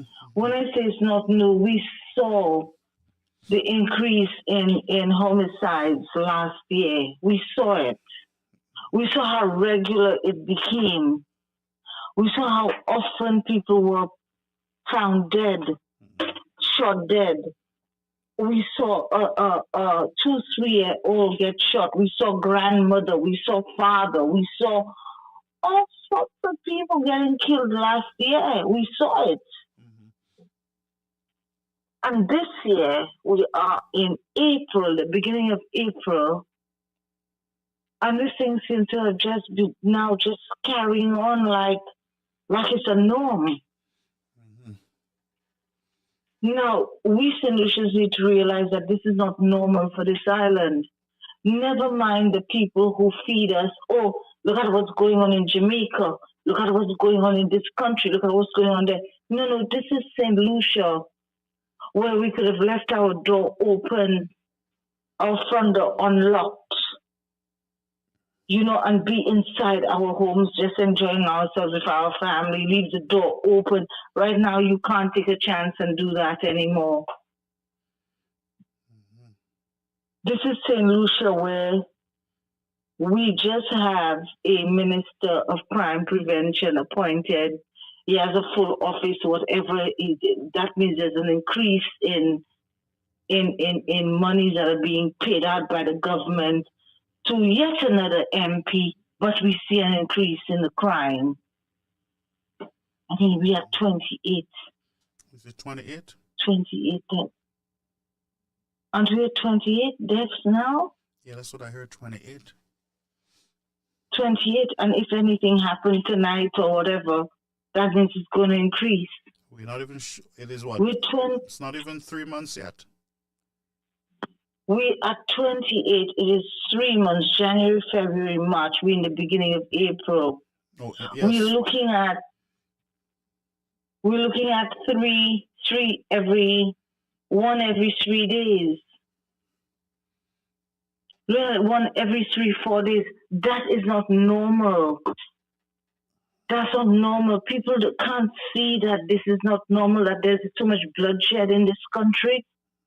Regardless, we need to take the bull by the horns as St. Lucians and not sit there and pretend this is normal, because it isn't. There's nothing normal about this.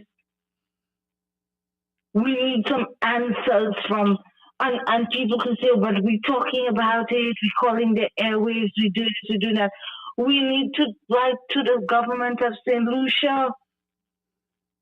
The citizens need to write to the government of St. Lucia. Where all the, and I hear you calling them tonight, or the different organizations. I hear you calling on them again tonight. I heard Timothy calling on them earlier, I think he was. Where's the Bar Association? Where's the Medical and Dental Association? Where are all of these different, where's the Chamber of Commerce? Where's everybody in this? Where's the Catherine Seelys? Where are the people who speak about life and where's everybody? Where have they gone?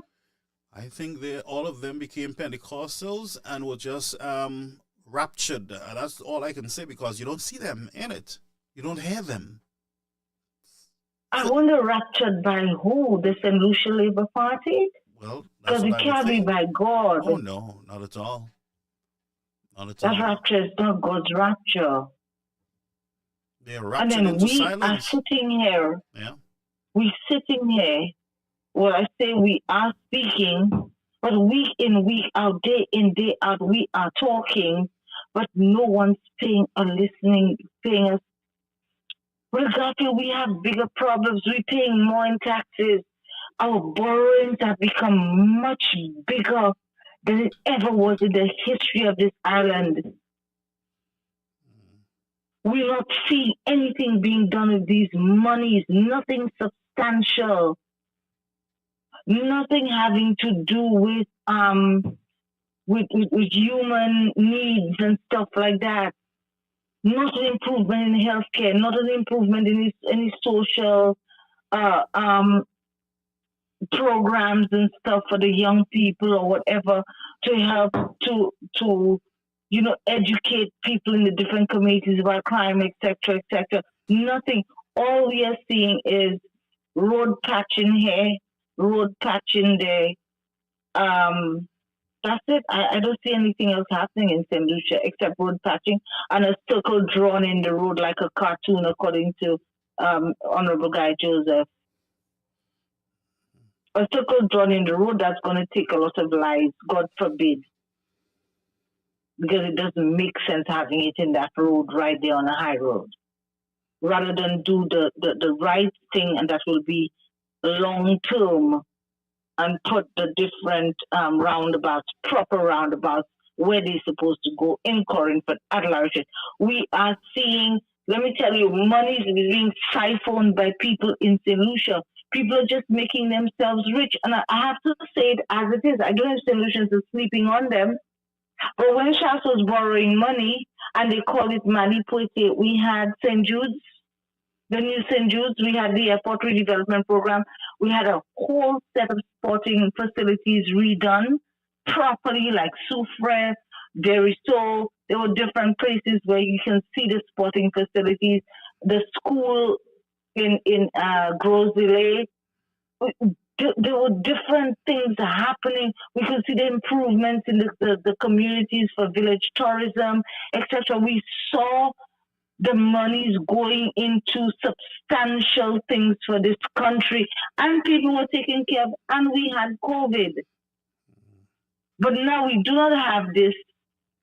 We don't have COVID. We're not seeing the silting of rivers.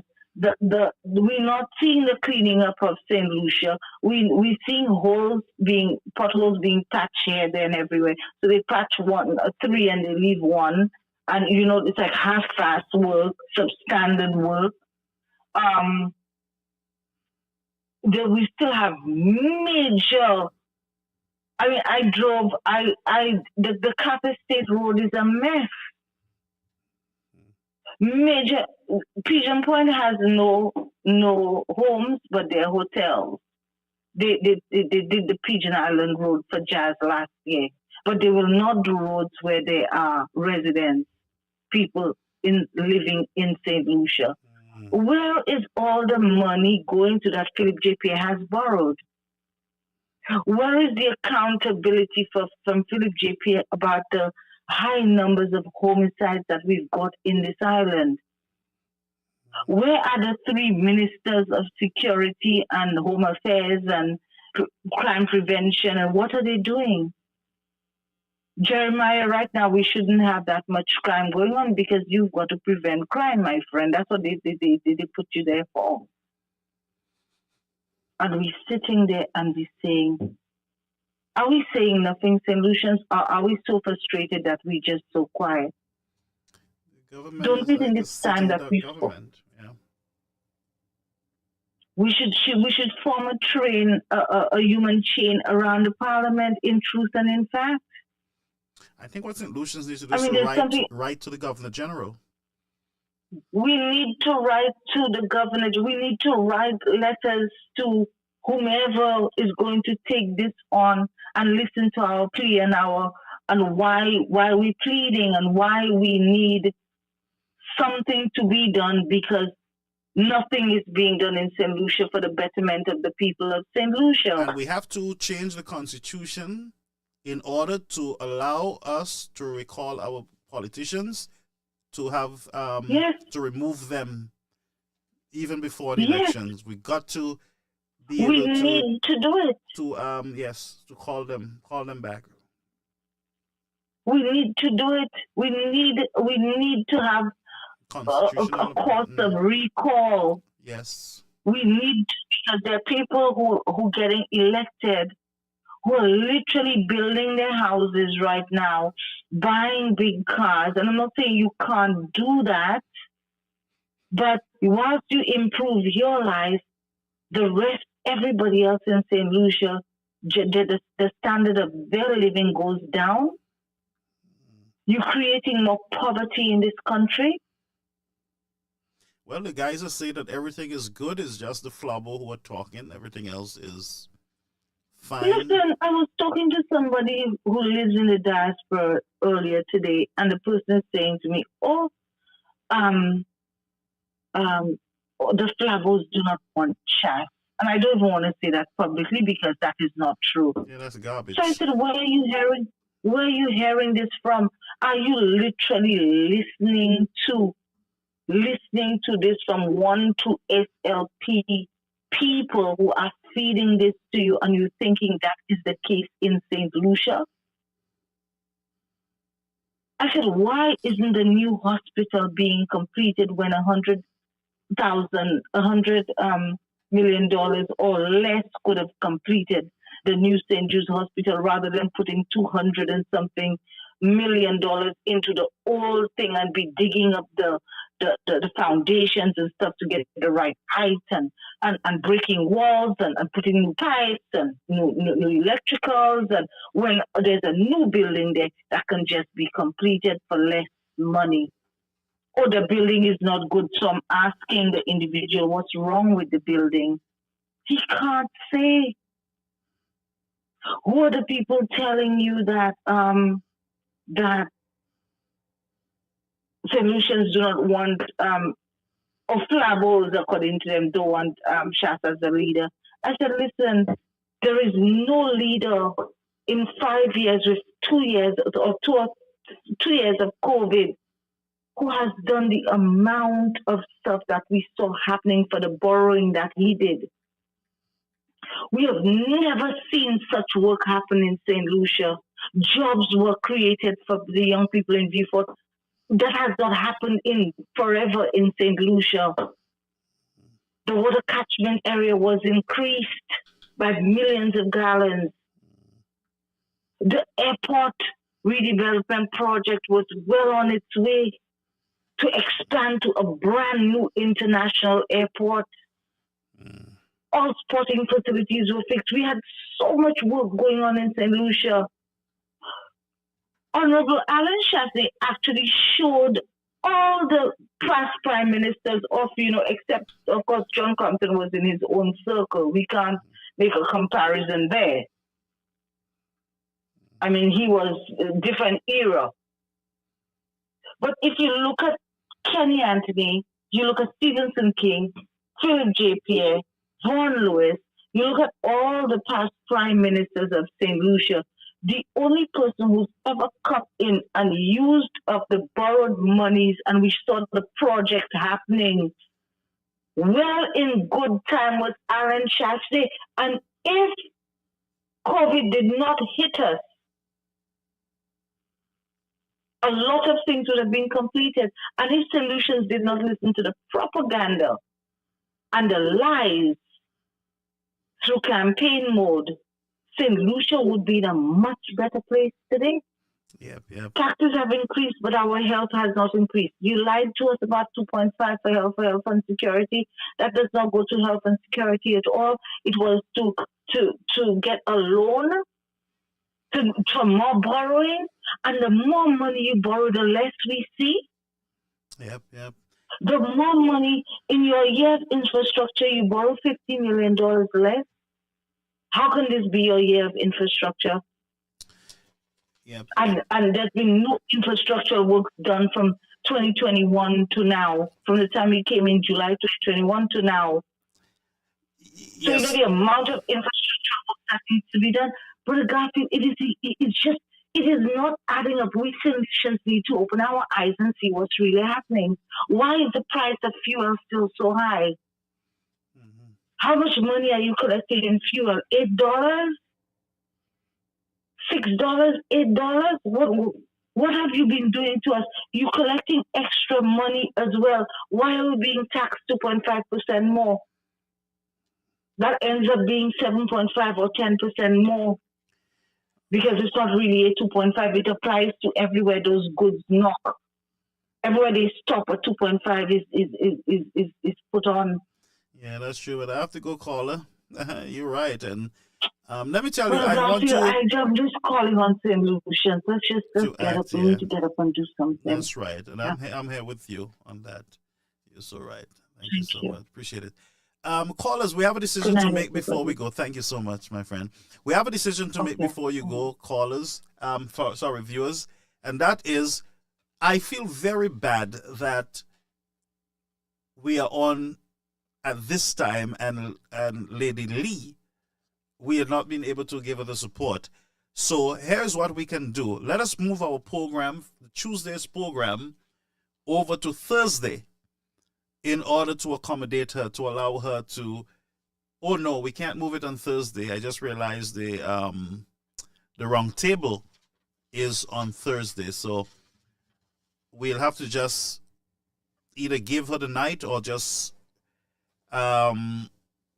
maybe do a Sunday show instead of a Tuesday. So please advise me, folks. I would love your input on this. I would like you to make the decision. Should we move our Tuesday's program to Sunday? Or let us leave it on Tuesday and we finish at 9, exactly 9 o'clock. We start at 8 and we finish at 9.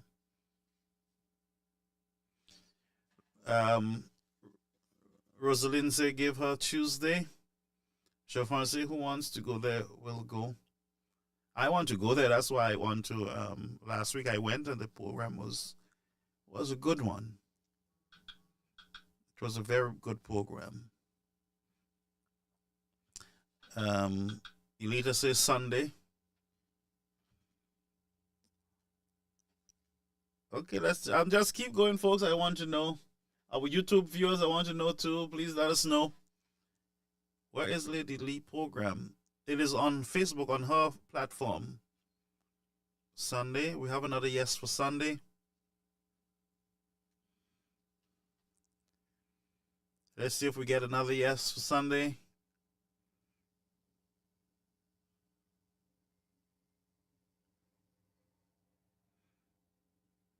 Okay, once we get another yes, then we would consider Sunday. I want Catherine Chido. Give her Tuesday, Sunday for you. Okay. You want to listen to her too? Let's talk Sunday. But here's what's going to happen, all right? I would try to make the adjustments to Sunday. And but we will be broadcasting from Miami, from Florida. I believe from next week or the week after that. So, but I'll let you know. But we still will be on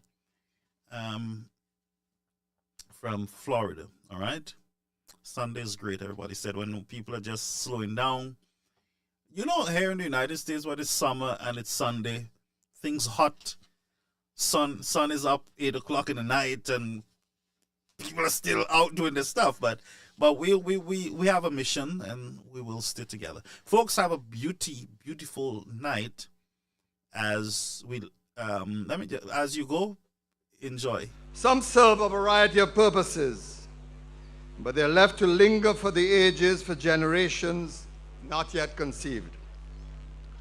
Some are of persons well known by the common man of the day. Some are of persons we know not of their identity today. Some capture moments of dramatic events of history, and some exist to represent ideals and aspirations of nations.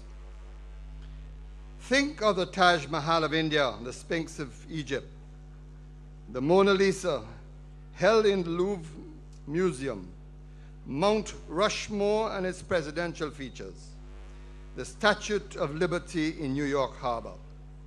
Statues abound in every city square around the world. They tell a tale of achievement, of courage, and of honor. They proclaim the progress of nations and identify the character of the people they represent.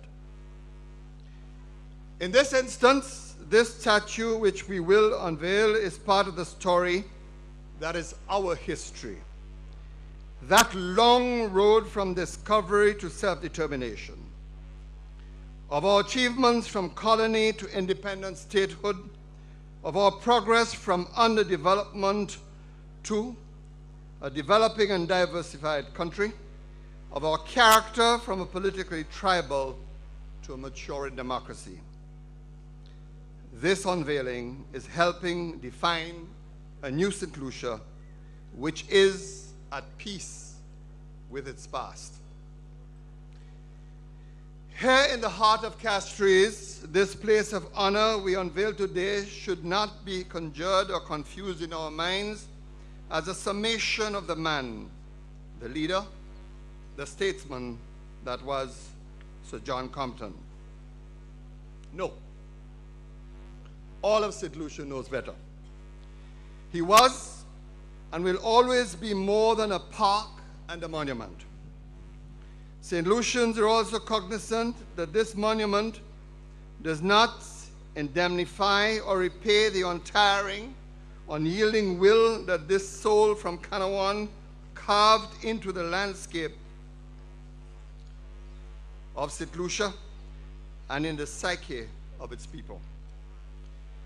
This monument will remind all St. Lucians of the life and stories which can be told of John Compton. It will allow the story to be retold more often to those who did not know him, who were not of his era. Some of these stories are facts of history. Some of these stories might well be myth or legend. Some more skewed and tinted red, yellow, or blue, dependent on the bard. Either way, his history cannot be diminished or denied.